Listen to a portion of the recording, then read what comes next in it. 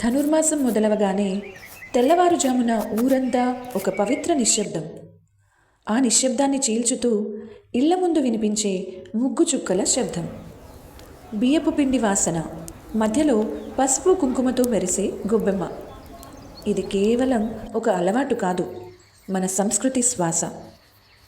కానీ ఒక ప్రశ్న, ఇంత శ్రద్ధతో ప్రతిరోజు మన పెద్దలు ఎందుకు ముగ్గులు వేశారు? ఎందుకు ధనుర్మాసంలోనే ఈ ఆచారం ప్రత్యేకంగా పాటించారు?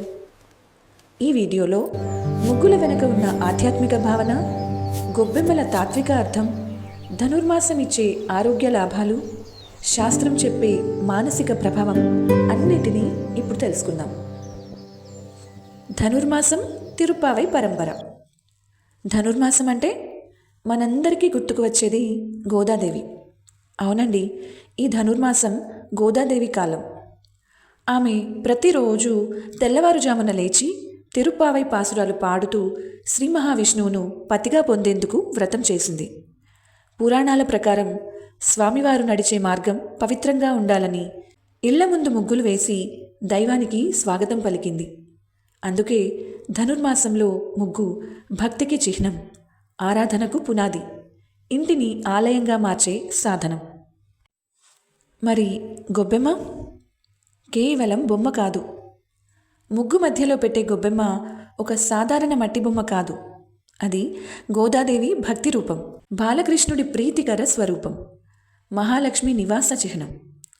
పసుపు శుభ్రతకు, కుంకుమ మంగళానికి, పూలు పవిత్రతకు సంకేతం.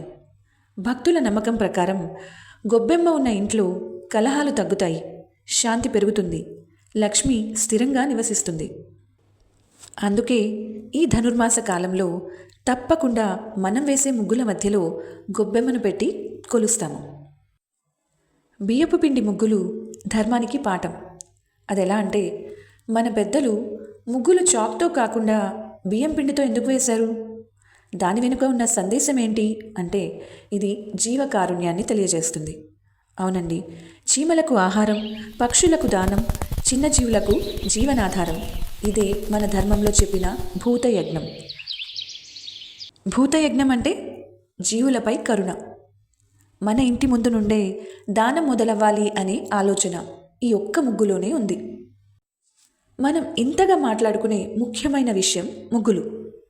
ఈ ముగ్గులు దైవానికి స్వాగతం పలకడమే కాకుండా మనకు ఎంతగా ఉపయోగపడతాయో మీకు తెలుసా?